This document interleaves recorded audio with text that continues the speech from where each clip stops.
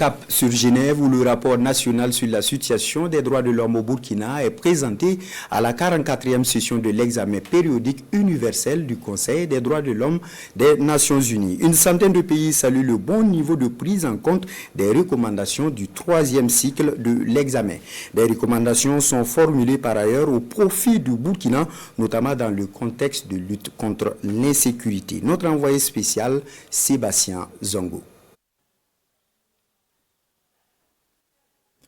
À cette 44e session de l'examen périodique universel du Conseil des droits de l'homme des Nations Unies, le Burkina Faso affiche 88% de prise en compte des recommandations acceptées au 3e cycle en 2018. Des efforts consentis dans un contexte de pandémie de coronavirus et surtout de crise sécuritaire.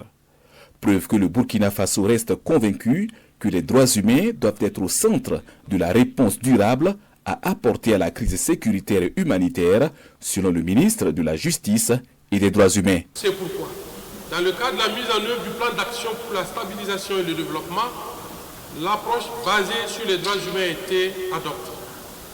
Ainsi, dans le domaine de la lutte contre le terrorisme et la sécurisation du territoire, des réformes législatives, institutionnelles et opérationnelles majeures ont été opérées, dont l'adoption en 2022 de la loi instituant les volontaires pour la défense de la patrie, l'adoption en 2023 de la loi portant modification du code de justice militaire.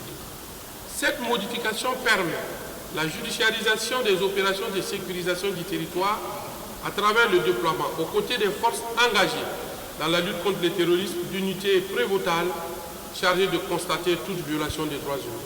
C'est la question sécuritaire qui a surtout intéressé la centaine de pays des 6 continents qui ont adressé des questions et des recommandations au Burkina Faso.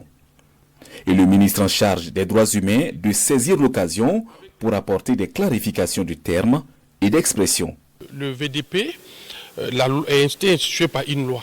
Et cette même loi est fondée sur les dispositions de la Constitution qui fait obligation à tout citoyen de répondre à l'appel pour défendre son pays. Et c'est dans ce cadre, effectivement, que la loi a été votée par la représentation nationale et que nous faisons recours aux VDP qui sont des supplétifs de l'armée. Donc nous ne pouvons pas tolérer l'expression milice comme si les VDP étaient constitués hors la loi, hors l'encadrement légal et hors les autorités de défense et de sécurité. La Constitution garantit la liberté d'expression. Les lois également permettent à chacun de s'exprimer librement. Les associations, les partis politiques, les sociétés de presse se créent librement. Seulement, ce que nous avions dit, si restriction il y a, c'est dans le cadre des limites effectivement de la loi. Les efforts se poursuivent en vue de la sécurisation et de l'amélioration continue de la situation des droits humains sur le terrain, ajoute Edasso Rodrigue Bayala. Le ministre appelle la communauté internationale à passer à l'action en soutenant de façon sincère le Burkina Faso qui fait face à des défis complexes et multidimensionnels.